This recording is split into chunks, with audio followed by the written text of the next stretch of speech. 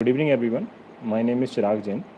मैंने civil services 2019 की परीक्षा में 160 रैंक प्राप्त की है और मैंने आईपीएस सर्विस का चयन किया है।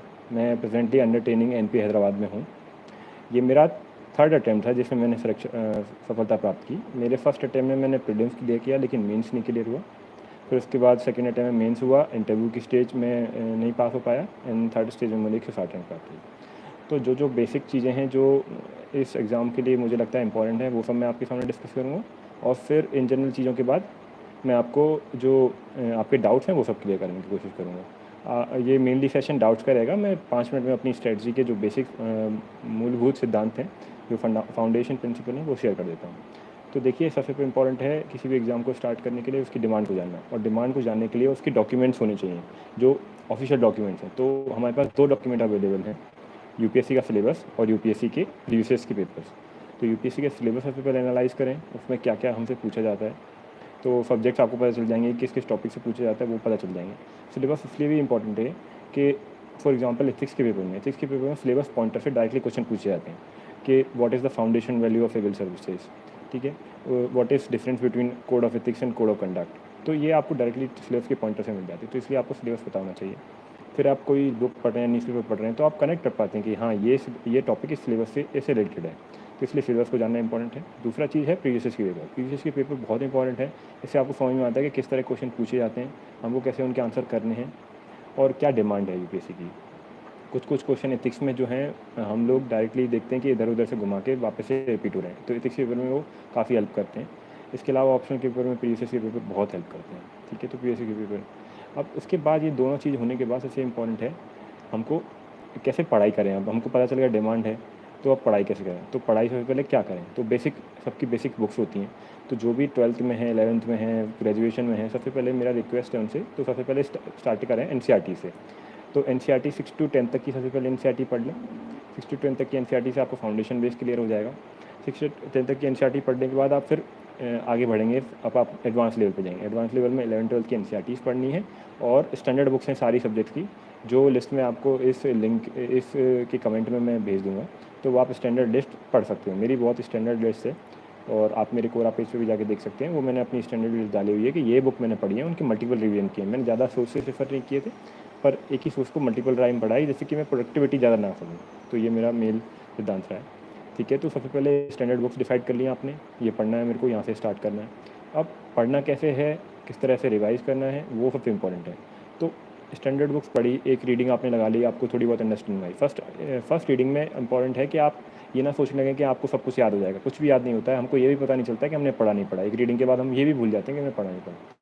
बट इंपॉर्टेंट ये है कि हमको कॉन्सेप्ट समझ में आने के लिए फर्स्ट रीडिंग से ओनली समझना इंपॉर्टेंट है, याद करना और उसको रिकॉल कर पाना ये इंपॉर्टेंट नहीं है, वो रिवीजन के बाद होता है। तो सबसे पहले फर्स्ट रीडिंग में आपने कॉन्सेप्ट को समझे। कॉन्सेप्ट को समझने के लिए आप यूट्यूब की मदद ले सकते हैं, इंटरनेट की मदद ले सकते हैं, आपने कोई ऑनलाइन कोर्स से ज्वाइन कर रखा है तो उसकी मदद ले सकते हैं, तो उससे आपकी कॉन्सेप्ट क्लैरिटी बन जाती है। एक बार कॉन्सेप्ट क्लैरिटी हो गई, उसके बाद आप उसके रिवीजन पे फोकस कर सकते हैं। तो अब जो इंपॉर्टेंट है कॉन्सेप्ट, एक बार फर्स्ट रीडिंग के बाद इंपॉर्टेंट है नोट्स बनाना, रिवाइज करना और प्रैक्टिस करना। 3 चीज़ इंपॉर्टेंट है, PNR, practice, notes and revision. तो प्रैक्टिस क्या करना है, प्रैक्टिस आपको करने हैं जब इनिशियली फेज़ में है, तो आप 8 से 10 क्वेश्चन, 15 क्वेश्चन आप रेगुलरली प्रैक्टिस कर सकते हैं। किसी मॉक टेस्ट का प्रैक्टिस कर सकते हैं या तो प्रीवियस के पेपर भी प्रैक्टिस कर सकते हैं। तो इंपॉर्टेंट है प्रैक्टिस करते हैं, जिससे कि आपको समझ में आती रहे कि मैं कितना कितना कैच कर पा रहा हूँ। और एक बार प्रैक्टिस शुरू हो गई, आप एक बार रिवीजन, जब नंबर ऑफ़ रिवीजन बढ़ते गए तो आपको चीज़ें याद भी होने लगेंगी, तो उससे आपको प्रोडक्टिविटी भी आने लगेगी। आपको समझ में भी आने लगेगा कि हाँ, ये क्वेश्चन इस तरह से पूछा गया है, ये क्वेश्चन यहाँ से आएगा। तो ठीक है, ये इंपॉर्टेंट है। उसके बाद इंपॉर्टेंट है नोट्स बनाना। तो नोट्स बनाना क्यों इंपॉर्टेंट है, मैं सबसे ज़्यादा एम्फेसिस नोट्स पे करता हूँ, क्योंकि नोट्स बनाने से हम किसी चीज़ को बहुत ही ज़्यादा शॉर्ट में डाल सकते हैं और नंबर ऑफ़ रिवीजन बढ़ा सकते हैं। जैसे कि मैंने प्रीलिम्स के लिए करंट अफेयर्स के नोट्स बनाए थे, तो हर मंथली मैगज़ीन के मैंने 2 पन्ने के नोट्स बना लिए। इससे फ़ायदा क्या होगा कि मेरे को ज़्यादा बुक्स नहीं पढ़नी है, ज़्यादा मोटी बुक का बर्डन भी नहीं है और मेरे मल्टीपल रिवीजन हो सकते हैं। मेरे ऊपर साइकोलॉजिकल भी एक सपोर्ट रहता है कि हाँ, मेरे पास 2 पन्ने में एक रेडी है नोट्स, मैं उनको रिवाइज़ कर लूँगा लास्ट टाइम में, तो इससे मेरा क्लियर हो जाएगा, ठीक है। तो नोट्स बनाना इंपॉर्टेंट है। उसके बाद रिवीजन करना इंपॉर्टेंट है। रिवीजन, देखिए, रिवीजन तीन रिवीजन तो मिनिमम हर सोर्स के करने ही करने हैं। 3 रिवीजन से पहले आप नया सोर्स उठाएंगे नहीं, नई बुक उठाएंगे नहीं किसी सब्जेक्ट की। जब आप इंश्योर हो जाएं कि हाँ, ये बुक्स मैंने 3 बार रिवाइज़ कर ली हैं, इन बुक का मैं अब अच्छे से प्रोडक्टिविटी लिए आंसर दे सकता हूँ, इन बुक से कुछ भी पूछा जाए तो मैं आंसर दे सकता हूँ, तब आपको नेक्स्ट बुक पे जाना है। ठीक है, तो ये आपको हमेशा याद रखना है कि एक बुक को 10 बार पढ़ने से ज़्यादा फ़ायदा होगा, 10 बुक को एक बार पढ़ने से कोई फ़ायदा नहीं होगा। आप फाइनली आंसर्स नहीं कर पाएंगे वहाँ पे। हमको मेंस के आंसर में बिल्कुल लिख के आंसर करने होते हैं, तो हमको वो याद होने चाहिए चीज़ें। ऐसे नहीं है कि हमारे बैक ऑफ द माइंड है दिमाग में, वो हमारे एक्टिव माइंड में होनी चाहिए। ठीक है, तो इस तरह आप नोट्स से ही रिवाइज़ हो सकता है, क्योंकि अगर आप देखें तो बहुत सारा सिलेबस बोलते हैं, बहुत सारी चीज़ें हैं, इतनी सब्जेक्ट्स हैं, इतना बुक्स हैं, कैसे हम उनको याद कर पाएंगे। तो ये सब चीज़ें पॉसिबल है मल्टीपल रिवीजन से। मल्टीपल रिवीजन कैसे हो सकते हैं? नोट्स बना के हो सकते हैं। तो आप ज़्यादा चीज़ों पे नोट्स पे भी फोकस करें। 1-2 रिवीजन के बाद आप नोट्स बनाएं, शॉर्ट नोट्स, और उनको फिर मल्टीपल टाइम रिवाइज़ करें। ठीक है, उसके बाद प्रैक्टिस करें पेपर्स की। स्टार्ट करें आप बेसिक क्वेश्चन से, फिर उसके बाद एडवांस लेवल पे टेस्ट सीरीज़ ज्वाइन कर लें। कोई भी टेस्ट सीरीज़ बहुत अच्छा हेल्प करती है। सबसे ज़्यादा इन्वेस्टमेंट अगर आप कर सकते हैं पैसों की, तो टेस्ट सीरीज़ पे, रादर देन कोचिंग। अगर टेस्ट सीरीज़ पे फोकस करेंगे, इन्वेस्टमेंट करेंगे, तो आपको बहुत अच्छा रिटर्न देती है। तो सबसे इंपॉर्टेंट चीज़ें ही हो गई। अब एक टूल और है, टॉपर्स की कॉपी देख सकते हैं। जैसे देखिए, बहुत सारी कोचिंग जो है इंस्टीट्यूट की वेबसाइट पे आप देखेंगे, तो आप डालेंगे ना इस टॉपर की कॉपीज़, टॉपर्स कॉपीज़, है ना, टॉपर्स कॉपी, तो आपको मिल जाएंगी टॉपर्स, यूपीएससी टॉपर्स कॉपी। तो आपको बहुत सारी कोचिंग की साइट आएंगी, उस पर जो उन्होंने मॉक टेस्ट दिए हैं टॉपर्स ने, वो आपको उधर मिल जाएंगे। इवन मेरे भी कॉपीज़ मिल जाएंगी आपको। तो आप उनमें देख सकते हैं कैसे प्रेजेंटेशन देना है, किस तरह से क्वेश्चन के इंट्रोडक्शन देने हैं, कैसे कंक्लूजन देने हैं, ये सबसे इंपॉर्टेंट है। तो इससे आपको टॉपर्स कॉपी से बहुत आइडिया मिलता है कि किस तरह आपको आंसर करनी है चीज़ें। ठीक है, उसके बाद कुछ चीज़ें इंपॉर्टेंट है, करंट अफेयर्स। करंट अफेयर्स कैसे पढ़ने हैं? तो मैंने करंट अफेयर्स के लिए विजन आया इसकी मंथली मैगजीन रेफर की थी। आप चाहें तो किसी और कोचिंग की पढ़ सकते हैं। कोई भी एक कोचिंग की पढ़ें, और इंश्योर करें कि उसके 3 या 4 रिवीजन कर लें, जिससे कि आपको उसकी करंट अफेयर्स की सारी चीज़ें याद हो। देखिए, सारे करंट अफेयर्स, कोचिंग के करंट अफेयर्स मेनली सेम होंगे। 70-80% तो करंट में जो आ रहा था वो सभी रिपोर्ट करेंगे, थोड़ा बहुत रेफर करता है। तो उसके चक्कर में आप ऐसा ना करें, कहीं आप 2-3 कोचिंग के मटेरियल पढ़ रहे हैं और एक ही और आपको रिवाइज़ कुछ नहीं है। तो ये इंश्योर करें कि रिवीजन हो पाए मल्टीपल। उसके बाद इम्पॉर्टेंट है न्यूज़पेपर। न्यूज़पेपर देखिए, न्यूज़पेपर को 1 मंथ से ज़्यादा, 1 आवर से ज़्यादा ना दिन में, उससे ज़्यादा इसकी इंपॉर्टेंट नहीं है। ठीक है, उसके अलावा समझिए कि कोई भी एडिटोरियल जो आता है वो इन डेप्थ एनालिसिस देता है, जबकि जब हमको वो हमका हमारे इंटरव्यू के लिए इंपॉर्टेंट हो सकता है, पर मेंस के आंसर के लिए हमको इतनी इन डेप्थ एनालिसिस नहीं लिखनी होती है। हमको एक लाइन में एक पॉइंट लिखना होता है। तो जब भी कोई टॉपिक पढ़ें तो उसके कीवर्ड को नोट करें कि उसमें क्या आर्गूमेंट, मेरे आर्गूमेंट क्या है। एलैबोरेशन की हमको मेंस के आंसर में ज़रूरत नहीं होती है। तो इस तरह आप बहुत शॉर्ट में क्रिस्प में पढ़ें, और जब भी कोई केस स्टडी, एग्जाम्पल या कोई भी न्यूज़पेपर में वो रहे, तो वो आप ज़रूर से उसको नोट कर लें कि ये मैं इस टॉपिक में यूज़ करूँगा। इसके लिए आपको याद होना चाहिए सिलेबस याद रहेगा तो मुझे, हाँ, ये याद रहेगा कि हाँ, इस वाली चीज़ को मैं, जैसे फॉर एग्जांपल इंडियन एक्सप्रेस की एक स्कॉलरशिप के ऊपर स्कैम का एनालिसिस आया था। तो अब अगर कभी कोई क्वेश्चन आता है मीडिया के ऊपर, तो मीडिया के ऊपर पॉजिटिव एग्जांपल में आप इंडियन एक्सप्रेस की जो जर्नलिज्म है, इन्वेस्टिगेटिव जर्नलिज्म का जो एग्जांपल है स्कॉलरशिप फ्रॉड का, वो आप कोट कर सकते हैं। तो ये इस तरह आप अपने न्यूज़पेपर की रीडिंग को हेल्प कर सकते हैं, मतलब आप यूज़ कर सकते हैं। अब एक इम्पॉर्टेंट क्वेश्चन ये भी आता है कि न्यूज़पेपर कैसे, कब स्टार्ट करना है। तो ठीक है, देखिए, न्यूज़पेपर जब तक स्टार्ट नहीं कर सकते आप, जब तक आपका फाउंडेशन क्लियर नहीं है। अगर आपको फाउंडेशन नहीं है, आपको ये नहीं पता कि रामसर साइट बोलते किसको हैं, रामसर कन्वेंशन है क्या है, और अगर कोई न्यूज़पेपर में आर्टिकल आ गया कोई वेटलैंड के ऊपर, तो आपको कुछ भी रिलेशन नहीं हो पाएगा कि मैं इसको कैसे यूज़ करूँगा, कहाँ यूज़ करूँगा। तो एक बार फाउंडेशन क्लियर कर लें, रिवीजन कर लें एक बार, और आपको जब इंश्योर हो जाए कि हाँ, मेरे बेसिक्स क्लियर हैं, तब आप एक न्यूज़पेपर को स्टार्ट कर सकते हैं। इसके अलावा कुछ लोगों ने पूछा है, should we make notes of NCERTs also. ठीक है, तो एनसीईआरटी के नोट्स, देखिए 6 to 10 तक के एनसीईआरटी के नोट्स बनाने की ज़रूरत नहीं है, वो तो वापस से 11-12 में रिपीट होंगे, तो वो आपके बेसिक्स के लिए। 11-12 के एनसीईआरटी के आप नोट्स बना सकते हैं। मैंने, मेरी चूँकि ज्योग्राफी ऑप्शनल था, तो मैं ज्योग्राफी के नोट्स तो नहीं बनाए थे, पर हाँ, मैंने इकोनॉमी के जो एनसीईआरटी है उनके नोट्स ज़रूर बनाए थे, तो वो आपको हेल्प कर सकते हैं। आप बहुत ही इंटेलेक्चुअली देख के कि किस तरह के क्वेश्चन पूछे जा रहे हैं, क्या क्या इंपॉर्टेंट टॉपिक्स हैं, उस तरह उसके नोट्स बनाएं। पूरी एनसीईआरटी लिखने का कोई फ़ायदा नहीं है। ठीक है, एनालिसिस करके थोड़े नोट्स बनाएं। आपको नोट्स का क्या फॉर्मेट रहेगा, उसकी हेल्प मैंने एक टेलीग्राम चैनल पे अपने कुछ नोट्स के फॉर्मेट डाले हुए हैं, वो आप उसको देख सकते हैं, उसको रेफर कर सकते हैं। इससे आपको थोड़ा आइडिया लग जाएगा, पर आपको नोट्स अपने खुद की हैंड राइटिंग में बनाने चाहिए, जिससे आपको ज़्यादा फ़ायदा होता है। ठीक है, और एक क्वेश्चन किसी ने पूछा है कि ऑप्शनल को कैसे चूज़ करें, ऑप्शनल को। ठीक है, तो ऑप्शनल को चूज़ करने के 3-4 फैक्टर होते हैं। सबसे इंपॉर्टेंट फैक्टर जो होता है वो होता है आपका एजुकेशन बैकग्राउंड। अगर आपका एजुकेशन बैकग्राउंड वाली सब्जेक्ट आपको पसंद है, आपने अच्छे से पढ़ाई की है उसकी, जैसे फॉर एग्जांपल जो आर्ट्स वाले लोग होते हैं, एमए हिस्ट्री, एमए ज्योग्राफी, ये सब लोग उसी सब्जेक्ट को लेंगे तो ज़्यादा उनको बेनिफिट होगा कि उन्होंने वो कुछ साल पढ़ी हुई है। सिमिलरली कॉमर्स वाले लोग हैं, वो लोग उसकी सब्जेक्ट को लेंगे तो ज़्यादा फ़ायदा होता है। एमबीबीएस वाले लोग हैं, मेडिकल साइंस लेंगे तो ज़्यादा फ़ायदा होता है। अब आता है डाउट इंजीनियरिंग वाले स्टूडेंट को, जो कि ज़्यादातर रहेंगे। इंजीनियरिंग वाले स्टूडेंट को अगर आपने इंजीनियरिंग अच्छे से नहीं की है, जैसे मैंने भी मैकेनिकल इंजीनियरिंग से था और मैंने उतनी अच्छे से नहीं की है, तो मुझे डाउट था कि मैकेनिकल इंजीनियरिंग मेरे से अच्छे से नहीं होगी। तो मैंने सोच लिया था कि मुझे कोई ना कोई जीएस की सब्जेक्ट की ऑप्शन चूज़ करनी है। तब अब इसमें डिसाइड कैसे करना है कि कौन सी ऑप्शन चूज़ करनी है। तो जब आप बेसिक बुक्स की रीडिंग कर रहे होंगे, तब आपको एक ओरिएंटेशन डेवलप होता है कि हाँ, मेरे को ये सब्जेक्ट काफ़ी पसंद आ रही है, ये सब्जेक्ट पढ़ने में अच्छा लगता है। तो आप या तो उस सब्जेक्ट को ले सकते हैं। तो फर्स्ट हो गया एजुकेशन बैकग्राउंड, दूसरा हो गया इंटरेस्ट। अगर आपको किसी सब्जेक्ट में कोई इंटरेस्ट आ रहा है तो वो ले सकते हैं। थर्ड इंपॉर्टेंट चीज़ है, और वो भी मोस्ट इंपॉर्टेंट चीज़ है, कि गाइडेंस और मेंटरशिप अवेलेबल है कि नहीं, मटेरियल अवेलेबल है कि नहीं। अगर आपको मान लो कोई हिंदी लैंग्वेज से है, मीडियम से है, और उसने सोचा है कि मैं एंथ्रोपोलॉजी ऑप्शन ले लूँ, तो वो बेनिफिट नहीं करेगा, क्योंकि उसके आपको रीडिंग मटेरियल नहीं मिलेगा, कोई कोचिंग गाइडेंस करने के लिए नहीं मिलेगी, आपको मटेरियल अवेलेबल नहीं होगा कि जिससे उससे रिलेटेड, तो आपके लिए फ़ायदा नहीं है। तो थर्ड इंपॉर्टेंट चीज़ है, आप चेक कर लें कि उसकी coaching, guidance, reading material, books available हैं कि नहीं आपकी मीडियम में। तो थर्ड इंपॉर्टेंट चीज़ होती है। फोर्थ इंपॉर्टेंट चीज़ जो होती है वो ओवरलैप विद द जीएस। अगर आपका कुछ पोर्शन अगर ऑप्शन का जीएस से ओवरलैप करता है तो आपको ये हेल्प कर सकता है। जैसे फॉर एग्जांपल मेरा ज्योग्राफी था, सोशोलॉजी हो गया, सोशोलॉजी वाले लोगों के लिए सोसाइटी के पेपर में और ऐसे के पेपर में बहुत हेल्प मिलती है। सिमिलरली हिस्ट्री वाले लोग हैं, पॉलिटिकल साइंस वाले लोग हैं, इन सबको बहुत हेल्प मिलती है। इकोनॉमिक्स वाले लोग हैं, तो इस तरह आप कोई ओवरलैप कर रहा है तो वो ले सकते हैं अगर आपके इंटरेस्ट पे भी जा रहा है। और लास्ट फैक्टर जो होता है वो होता है कि सिलेबस कितना वास्ट है और क्या पैटर्न करंट में चल रहा है। जैसे एंथ्रोपोलॉजी और सोशोलॉजी के बोलते हैं कि लोग ज़्यादा मार्क्स आ रहे हैं, तो वो ले सकते हैं। पर ये चीज़ें हैं ना, कभी भी बैकफायर कर सकती हैं, कभी भी यूपीएससी चेंज कर सकती है, तो इस तरह से ना लगें और अपने पहले जो 4 फैक्टर हैं उनसे ऑप्शन को डिसाइड करें। तो मेरी ये राय रहेगी आपके लिए। इसके अलावा अब आपके क्वेश्चन जो हैं हिंदी मीडियम के लिए, देखिए बुक लिस्ट मेरी जो स्टैंडर्ड है वो मैं आपको पोस्ट कर दूँगा, उसमें से आप देख सकते हैं। How to select medium of language, देखिए आपका जो आप कंफर्टेबल हैं वो लें। आपने जो जिसमें स्कूलिंग करी है और जिसमें आपने ग्रेजुएशन करी है वो सब्जेक्ट लें। मेरी ग्रेजुएशन इंग्लिश में थी, इंजीनियरिंग से किया था, तो मैंने इंग्लिश कंफर्टेबल लिया। इंग्लिश में फ़ायदा ये होता है कि आपको कभी भी है ना सोर्स और गाइडेंस की प्रॉब्लम नहीं आएगी, क्योंकि ज़्यादातर रीडिंग मटेरियल इंग्लिश में अवेलेबल है, तो उसमें आपको सोचना नहीं पड़ेगा ज़्यादा। अगर आप हिंदी में लेते हैं तो कुछ कुछ चीज़ों में होता है कभी कभी कि ये रहता है कि कभी ना मिले आपको कोई रीडिंग मटेरियल, तो आप थोड़ा सा वो देख लें, उस तरह भी शेयर कर सकते हैं। देखिए ग्रेजुएशन के साइड और स्कूलिंग के साइड प्रिपरेशन में जितना आप टाइम दे सकते हैं उतना दें। पहले ग्रेजुएशन को प्रेफर करें क्योंकि आपकी वो इंपॉर्टेंट है, उसमें अच्छे मार्क्स लाने इंपॉर्टेंट है। उसके बाद जितना भी टाइम मिल रहा है उसमें करें, और एनसीईआरटी से स्टार्ट करें। जितना टाइम आप दे सकते हैं एनसीईआरटी से स्टार्ट करें। एनसीईआरटी एक बार जब हो जाए तो आप स्टैंडर्ड बुक की लिस्ट वो फॉलो कर सकते हैं।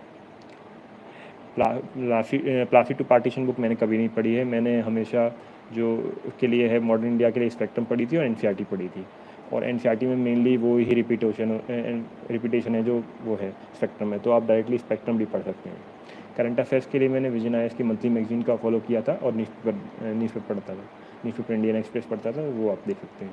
देखिए ग्रेजुएशन वालों के लिए फिर से मैं बोल रहा हूँ कि सबसे पहले एनसीईआरटी से स्टार्ट करें और फिर अपनी जो बेसिक स्ट्रेटजी है कि बुक्स पढ़ना है, नोट्स बनाने हैं, रिवाइज करना है, वही आपके लिए रहेगी। देखिए कोई बोल रहा है कि इंटेलेक्ट कैसे इंप्रूव करें, तो इंटेलेक्ट कुछ नहीं होता। एवरेज स्टूडेंट आप देखेंगे बहुत सारे आईएएस हैं, बहुत सारे सिलेक्टेड लोग हैं। इसमें अश्विन सरन सर हैं जिनकी 60% आई थी 10th में, 65% थी 12th में, उन्होंने क्लियर किया एग्ज़ाम, बहुत अच्छी रैंक से क्लियर किया। तो अगर आप डेडिकेटेड हैं, पेशेंस रखते हैं और हार्ड वर्किंग हैं, तो आपके लिए एग्ज़ाम क्लियर होगा, गारंटेड क्लियर होगा। आप इसमें लगे रहें, आप अपनी पढ़ाई पे ध्यान रखें, आप अपने नोट्स को रिवाइज़ करें, मल्टीपल प्रैक्टिस करें, खूब अच्छी खासी प्रैक्टिस करें, राइटिंग प्रैक्टिस करें, तो ये इंटेलेक्चुअल आपका अपने आप बढ़ेगा। रिवीजन जब करेंगे तो आपको अच्छा से याद होने लगेगा। लोग पूछ रहे हैं सीसेट की तैयारी कैसे करें। सीसेट की तैयारी करने के लिए देखिए आप प्रीवियस की सीसेट के लिए सबसे इंपॉर्टेंट सबसे पहले तो लास्ट 5 साल के जो यूपीएससी के प्रीवियस पेपर हैं वो टाइम लिमिट के अंदर आप लगाएं। जो 5 साल के पेपर हैं उनको बैठ के 2 घंटे के अंदर लगाएं। अब आपके कितने मार्क्स आ रहे हैं उससे डिसाइड करेंगे कि आपको कितने इस पर टाइम देना है, क्योंकि सीसेट के मार्क्स इंक्लूड तो होंगे नहीं ना, तो उससे कोई आपका सिलेक्शन होने वाला है। ठीक है, तो वो इंपॉर्टेंट है नहीं आपके लिए मार्क्स, तो मार्क्स लाना इंपॉर्टेंट नहीं है, 70 मार्क्स लाना इंपॉर्टेंट है। तो आप 5 साल के पेपर लगाएं। अगर 5 साल के पेपर में आपके 70 से नीचे मार्क्स आ रहे हैं तो आपको उस पर टाइम देने की ज़रूरत है, और आपको 50 से कम मार्क्स आ रहे हैं तो आपको इवन हो सकता है कि थोड़ा ज़्यादा टाइम देने की ज़रूरत है और कोचिंग भी लगाने की ज़रूरत पड़ सकती है।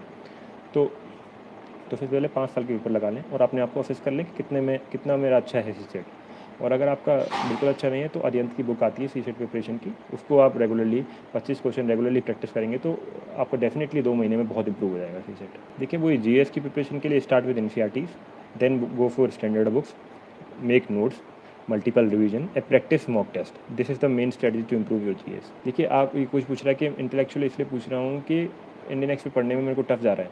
इंडियन एक्सपेट पढ़ने में इसलिए टफ जा रहा है क्योंकि एक तो लैंग्वेज हो सकता है आपके लिए थोड़ी टफ पड़ रही हो, या फिर हो सकता है आपको अंडरस्टैंडिंग उतनी डेवलप नहीं हो पा रही। तो जैसे जैसे आप चीज़ों को एनालाइज़ करते हैं, जैसे जैसे आपकी रिवीजन बढ़ेंगे, जैसे जैसे आपका टाइम इम्प्रूव होगा, मतलब जैसे जैसे आपकी रीडिंग इम्प्रूव होगी सब्जेक्ट्स की, तो आपको एक समझ में आती, अंडरस्टैंडिंग होने लगती है। अब जैसे मेरा फर्स्ट अटैम्प्ट था, फर्स्ट अटैम्प्ट में मुझे भी नहीं समझ में आते थे कोई भी इंटेलेक्चुअल, तो मैं पढ़ता ही नहीं था क्योंकि मुझे उससे कुछ मिल नहीं रहा, मैं पढ़ के छोड़ रहा हूँ उनको। जैसे जैसे second reading I, second attempt आया मेरा, तो मुझे चीज़ें समझ में आने लगी। हाँ, मैं ये कनेक्ट कर पा रहा था कि हाँ, ये इस तरह कनेक्टेड है, रशिया और चाइना के रिलेशन कैसे हैं, ये यूएस का कैसे ट्रायंगल होता है, कैसे चीज़ें काम करती हैं। तो वो जैसे जैसे अंडरस्टैंडिंग समझ में आने लगती है, तो धीरे धीरे आप करते रहें। ये ऐसे ही नहीं है कि आपको एकदम समझ में आ जाएगा। आप इसके लिए इवन आप चाहें तो आप है ना, जो न्यूज़ एनालिसिस होती हैं, जो डेप्थ एनालिसिस करते हैं, वो भी आप सुन सकते हैं। तो ये फ्री टाइम में जैसे आप लंच कर रहे हैं, डिनर कर रहे हैं, तो उस टाइम आप अगर न्यूज़ एनालिसिस सुनेंगे तो आपको काफ़ी क्लियर होता है कि कैसे काम करती हैं। 6th to 10th तक की कंप्लीट एनसीईआरटीज़ पढ़नी है, और 11th-12th में आपको देखिए पॉलिटी छोड़ के, सोसाइटी छोड़ के, आपको हिस्ट्री की, ज्योग्राफी की, इकोनॉमी की एनसीईआरटीज़ पढ़नी है। देखिए 6 to 10 तक की एनसीईआरटी के लिए पूछ रहा है कोई, ज़रूरी है क्या?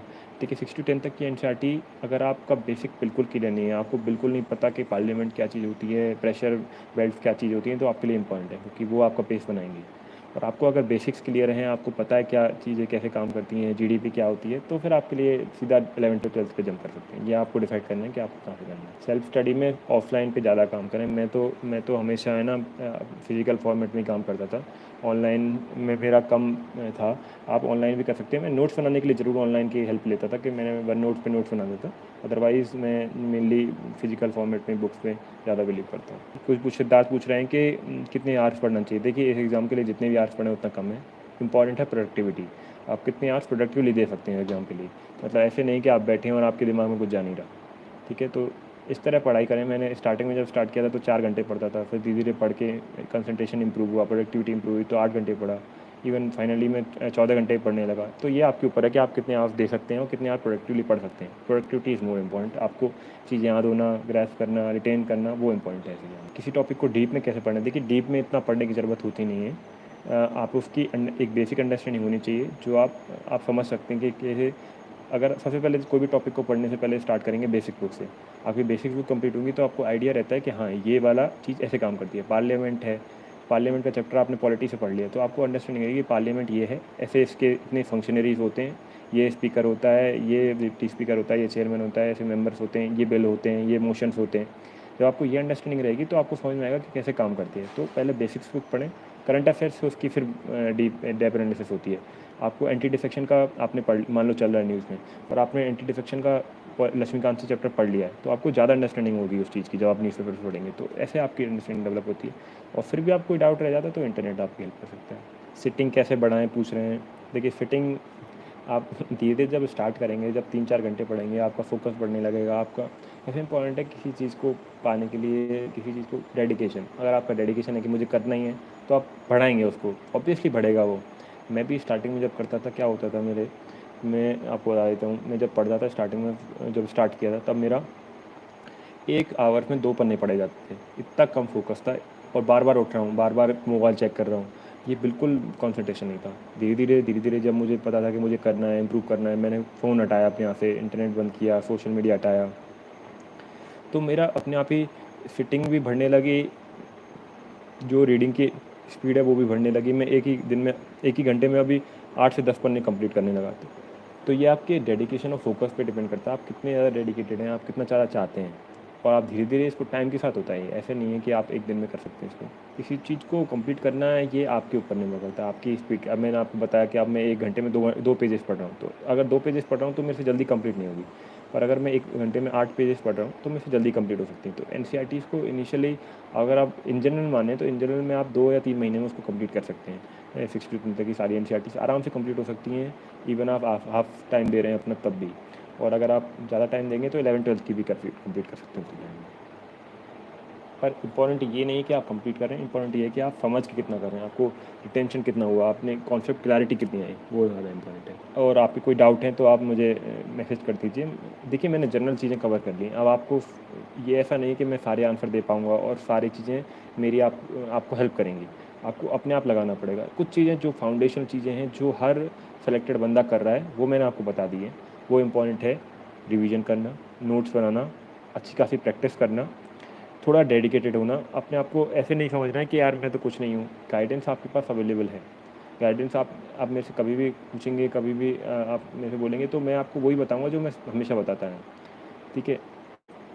तो ऐसा नहीं है कि आप खुद भी रास्ते निकालने पड़ेंगे। मेरे साथ भी ऐसा नहीं था कि सबको ही सब किसी ने बता दिया, ये एक-एक चीज़ मेरे को स्पून फीडिंग के लिए दी गई है। सब कुछ मैंने भी याद किया कि मैं कैसे रिवाइज़ कर सकता हूँ मल्टीपल टाइम। आप मेरी यूट्यूब की वीडियो सुनेंगे तो आपको पता चलेगा कि मैंने खुद ने ही बहुत सारे तरीके निकाले कि यार मैं कैसे रिवाइज़ कर सकता हूँ, कैसे अपना टाइम टेबल बनाना चाहिए। कुछ लोग बोलते हैं टाइम टेबल कैसे बनाएँ साहब? तो ये आपको अपने अकॉर्डिंग शूट करना है कि यार कि मेरे को क्या टाइम टेबल सूट करता है, कैसे मैं पढूँ। अब ये भी इम्पोर्टेंट है टाइम टेबल बनाने का, तो रियलिस्टिक टाइम टेबल हो। ऐसा नहीं हो कि आप ऐसे बनाने कि एक दिन में मैं 50 पन्ने पढ़ लूँगा, तो वो हो सकता है रियलिस्टिकली प्रैक्टिकली पॉसिबल भी ना हो। तो थोड़ा रियलिस्टिक टाइम टेबल बनाएँ, खुद अपने ऊपर इजाद करें। बेसिक टूल्स मैंने आपको क्लियर कर दिए हैं। देखिए everyone can become aspirant, Hindi aspirant, English aspirant. आपने अगर उनका नाम सुना हो शैलेंद्र दौलिया जी, वो आईपीएस हैं, हिंदी मीडियम से हैं, ज्योग्राफी ऑप्शन के साथ, तो वो भी बने हैं। तो anyone can become, you need your dedication and hard work, that will make you IPS. Graduation की इंपॉर्टेंस इन यूपीएससी, देखिए ग्रेजुएशन की इंपॉर्टेंस हर स्टेज पे आएगी। अगर ग्रेजुएशन में आपने टाइम दिया है यूपीएससी को, आपने ग्रेजुएशन में पढ़ाई की है, अब लोग कुछ लोग बोलते हैं कि सर लोग एक अटेम्प्ट में कैसे सेलेक्ट हो जाते हैं, तो वो लोग ऐसे लोग हैं जिन्होंने ग्रेजुएशन में अपने आप का टाइम वेस्ट नहीं किया और उन्होंने पढ़ाई की थी। उन्होंने यूपीएससी को फोकस रखा, उन्होंने अपने टाइम को, जो भी फ्री टाइम था उसको डिवोट किया यूपीएससी की तरफ, तो वो लोग फर्स्ट अटेम्प्ट में सेलेक्ट हो जाते हैं। अब जो लोग ग्रेजुएशन के बाद जागे हैं, जो लोग अभी स्टार्ट कर रहे हैं, फर्स्ट बार उनके बेसिक्स भी क्लियर नहीं है अभी यूपीएससी को स्टार्ट करने के, तो उनको टाइम लगेगा। तो इस तरह से आपकी ग्रेजुएशन की इंपॉर्टेंस समझ सकते हैं। सोशियोलॉजी ऑप्शनल हिंदी सही है क्या? ये आपको चेक करना पड़ेगा कि हिंदी में बुक्स अवेलेबल हैं कि नहीं। I am not aware about sociology optional, मेरा ऑप्शन ज्योग्राफी था, तो मैं उसके बारे में ज़्यादा कमेंट नहीं कर सकता हूँ। वहाँ पर यह है कि इंग्लिश में जो बुक्स हैं वो तो हैं अवेलेबल, हिंदी का नहीं, मुझे आइडिया नहीं है। आप यूट्यूब पे जाएंगे ना, तो यूट्यूब पे चेक कर सकते हैं सोशियोलॉजी ऑप्शनल की हिंदी की बुक्स हैं, तो वो गाइडेंस आपको वहाँ से मिल सकती है, ठीक है। I think I have answered almost most of the questions. अगर आपका फिर भी कुछ सवाल है तो बता दीजिए अब लास्ट में। मार्गदर्शन is not necessary for GS, बिल्कुल नहीं। मार्गदर्शन हम लोग ऑप्शन में पढ़ते हैं, कभी भी नहीं पढ़ते हैं। ज्योग्राफी के लिए अगर आप मेरे से सोच पूछेंगे जीएस के लिए, तो मेनली एनसीईआरटी रहेंगी। आप जीसी लोग पढ़ सकते हैं, और करंट अफेयर्स में, और सबसे इम्पोर्टेंट है उसमें मैपिंग। जब भी कोई आपको लोकेशन आए, जब भी कोई रिवर, फीचर, माउंटेन कुछ भी आए, तो उसको लोकेट जरूर करें, क्योंकि क्वेश्चन मैप पे बहुत पूछे जाते हैं यूपीएससी में। तो ये that is important. I think that is all. और आपका कोई सवाल हो तो आप इसमें, मेरी इंस्टाग्राम आईडी है IPS_Chirag.Jain, उस पर आप देख सकते हैं जाके। मैंने कुछ सोर्सेज डाले हुए हैं उस पर आप जाके चेक कर सकते हैं। How to increase concentration power, देखिए मैंने आपको फिर से बोला, आप जैसे जैसे इसको टाइम डिवोट करेंगे, आप अपने आप ही कंसंट्रेशन इंप्रूव होता है। एक चीज़ आप ज़रूर कर सकते हैं जो मैंने भी हेल्प की थी, मेडिटेशन। अगर आप मेडिटेशन कर रहे हैं, मेडिटेशन मतलब आप पद्मासन में बैठ जाएँ, अपनी ब्रीथिंग फोकस करें, बार बार फोकस जाएगा, बार बार फोकस वापस लाएँ, तो धीरे धीरे आपका कंसंट्रेशन बढ़ने लगता है। और इसके अलावा जब आप डेडिकेटेड हैं किसी चीज़ के लिए, आप उसको डिवोशनली अगर आप उस पर काम करें, तो ज़रूर से पक्का आपका कंसंट्रेशन बढ़ेगा। टाइम देना पड़ता है, ऐसे नहीं कि आप अभी करंटली बहुत ही कम कंसंट्रेशन लेवल पे और एकदम से अगले दिन आपका कंसंट्रेशन बढ़ जाए। और आप उसकी तरफ डेडिकेटेड हो, 100% आपका डेडिकेशन रहेगा, ठीक है। इसी के साथ सभी को धन्यवाद आपके जुड़ने के लिए। और कोई डाउट होंगे तो आप मेरे को इंस्टाग्राम पे भी मैसेज कर सकते हैं, और इवन मेरी मेल आईडी है chirag.jain230994@gmail.com, उस पर भी मैसेज कर सकते हैं। सभी को धन्यवाद। जय हिंद। Thank you.